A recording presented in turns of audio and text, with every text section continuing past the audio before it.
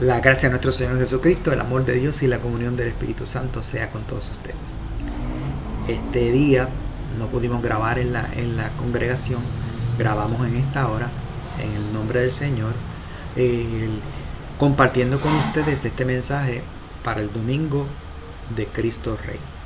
Está tomada del Evangelio según San Mateo, capítulo 24, comenzando a leer en el verso 31. Dice así la palabra del Señor.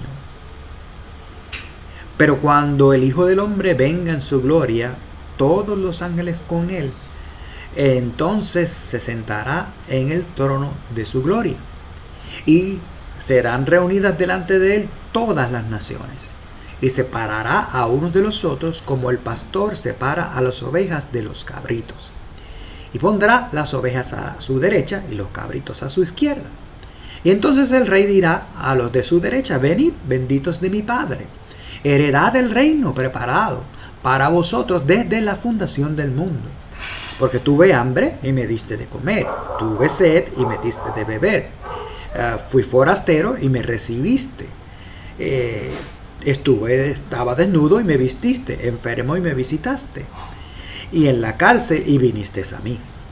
Entonces los justos le responderán: Señor, ¿cuándo te vimos hambriento y te dimos de comer, sediento y te dimos de beber? ¿Cuándo te vimos como forastero y te recibimos, desnudo y te vestimos? ¿Y cuándo te vimos enfermo en la cárcel y vinimos a ti?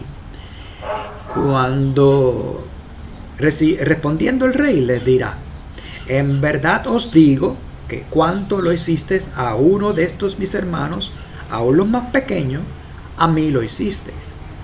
Entonces dirá también a los de su izquierda: apartaos de mí, malditos, al fuego eterno, y ha sido preparado para el diablo y sus ángeles. Porque tuve hambre y no me diste de comer, tuve sed y no me diste de beber, fui forastero y no me recibiste, estuve desnudo y no me vestiste, enfermo en la cárcel y no me visitaste. Entonces ellos responderán: Señor, ¿cuándo te vimos hambriento, sediento, forastero, desnudo, enfermo, en la cárcel, y no te servimos? Entonces le responderá, diciendo: en verdad os digo que cuanto no lo hiciste con uno de los más pequeños de estos, tampoco a mí lo hicisteis. Y estos irán al castigo eterno, pero los justos a la vida eterna. Hasta aquí el Evangelio para esta ocasión. Alabanza sea a ti, oh Cristo. Gracia y paz de Dios y de Jesucristo nuestro Señor. Compartimos palabra con ustedes. Está titulado Juicio Final en algunas de las Biblias. Y es como esta continuación de estos mensajes que se van dando en el Evangelio de Mateo por medio de las parábolas. Y hoy tenemos este pasaje en el cual también hay unas comparaciones. Se habla del Hijo del Hombre, se habla de un trono y se habla también de un rey. Se habla de ovejas y se habla de cabritos alrededor de un juicio, ¿verdad? Vemos todo esto, ¿verdad? Y entonces podemos quizás ya comparar, ¿verdad?, a las ovejas y los cabritos. Y empezamos a dividir el mundo, a veces entre bueno, entre malo, entre los santos, los justos, o los fieles, o los pecadores, los injustos, los perdidos, los que se van a condenar, y por ahí dividimos el mundo entre dos, ¿verdad? Y a veces se nos hace como si nosotros fuéramos los jueces. Y aquí recordamos que si hay juicio, eso le corresponde a Dios, no nos corresponde a nosotros. Y si Dios en Cristo nos ha mostrado su gracia y su amor, eso está vigente todavía el día de hoy. Así que sí, la palabra nos va a venir a nosotros, llega a nuestras vidas como ley, y como ley se nos acusa, se nos señala, se nos llama la atención, se nos llama a que se nos enderezarnos, a volver al camino recto, a vivir la fe de arrepentimiento. Y eso debemos hacerlo diariamente.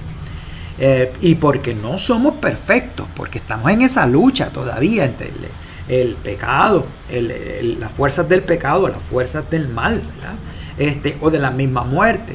Pues entonces, por cuanto estamos así, necesitamos, ¿verdad?, de realmente vivir esa fe de arrepentimiento y fe en el Evangelio, en esa gracia, en ese amor de Dios constantemente. Y eso es lo que nos ayuda a mantenerlo prevaleciendo, buscando siempre, viviendo lo que en Mateo mismo se llama pobreza de espíritu. No es que tenemos un espíritu provocado o algo así, sino que pobreza de espíritu es que no creernos que ya tenemos el cielo gano, sino que necesitamos, dependemos de Dios. Y por eso necesitamos de la oración, de llegar a la palabra, de reunirnos alrededor de esa palabra, de participar de los medios de gracia, de participar de esa santa comunión, de recordar nuestro bautismo, afirmarlo todos los días, cada vez que nos lavamos la cara, decía Lutero, pues recordar ese bautismo, empezar el día sabiendo de que necesitamos de Dios, ¿verdad? Aún y haciendo eso, nosotros nos damos cuenta que no somos perfectos, ¿verdad? Pues ¿quiénes somos nosotros para decir, pues yo soy, como yo soy ovejita, pues aquel es un cabrito? O aquel que no es, aquel está perdido, aquel está condenado, no, el juicio no nos toca a nosotros. La palabra de Dios y Dios mismo se encarga en su potestad, con el Hijo de Dios, con el Hijo del hombre, Jesucristo, ¿verdad? Con ese que tiene toda potestad y que está con nosotros todos los días, ¿verdad? Pues Él nos va encaminando, y esa palabra nos va, ¿verdad?, ir también encaminando, y nosotros vamos a crecer en ese amor de Dios o el amor de Dios, pues la fe opera por ese amor, ¿verdad?, en servicio para la causa del reino de los cielos. Y ahí está un detalle clave para nosotros. No es detenernos a juzgar a unos y a otros, quién se va a salvar y quién no se va a salvar, o quién es pecador, quién no es pecador. Nosotros estamos llamados a proclamar la palabra de Dios, y a veces esa palabra empieza por aplicarnos a nosotros mismos. Y cuando la predicamos también la vamos a compartir, y esa palabra también va a llegar a otros, y Dios se va a encargar de confrontar a los otros por esa palabra escrita y por esa palabra proclamada o predicada o enseñada. Enséñenle a guardar todas las cosas que yo he mandado. Así parece Jesús en Mateo, ¿verdad?, al decir toda potestad me es dada en el cielo y en la tierra, ¿verdad? Aquí yo estoy con ustedes todos los días fin del mundo. Vayan por todas las naciones, bauticen y enséñenles a guardar aquellas cosas que yo os he mandado. Así que en verdad nosotros estamos por un lado justos por la gracia de Dios, justificados por esa gracia de Dios, para vivir la fe que crece y opera en el amor de Dios, como diría San Pablo, ¿verdad? Y también nosotros vamos a darnos cuenta que por otro lado, pues somos pecadores, porque no somos perfectos, porque todavía necesitamos siempre de esa palabra hasta que no se complete ese reino, estar en ese camino. Así que la reunión de la iglesia, el compartir de la palabra, la oración, el que ayune, el que necesite y qué bien que sentamos eso, que necesitamos del compartir con los otros, porque no tenemos todos los dones del Espíritu Santo, así que nos necesitamos unos a otros, ese compartir para edificar el cuerpo de Cristo, para vivir unos con otros en ese amor de Dios y con ser un testimonio vivo de ese evangelio, de ese Dios en nuestras vidas, que está todos los días. Cuando nos reunimos en su nombre, he aquí, yo estoy con ustedes. Vivir esa experiencia que edifica nuestras vidas. Pero aquí la clave es que se nos está dando es que esa fe con la cual se comparte en la iglesia alrededor de la presencia de Cristo tiene que también salir de esas cuatro paredes del templo, ¿verdad? Cuando decimos vayan en paz, sirvan con gozo al Señor al final del servicio, vamos a servir en el nombre del Señor. Y ahí es que está la clave. No tanto en que nos estemos juzgando quién se va a salvar y quién se va a perder, sino que nosotros entonces pongamos esa fe en acción amorosa, esa fe en acción de misericordia, esa fe en acción por la justicia, esa fe en acción por la paz, esa fe en acciones y servicios sanadores a nuestro prójimo. No importa quién sea nuestro prójimo, no el que esté necesitado, y aún dentro de los necesitados, los más vulnerables, allí estamos en el nombre del Señor, ¿verdad? No rechazar a nadie, sino compartir esa palabra de Dios, que no quiere que nadie se pierda y que todos lleguen al conocimiento, a una comunión con Él, ¿verdad? Así que, pues, en ese sentido, ahí es que debemos concentrarnos. La fe que se vive en comunidad, en la comunidad de fe, ¿verdad? Pero la fe que como comunidad compartimos con el resto del mundo.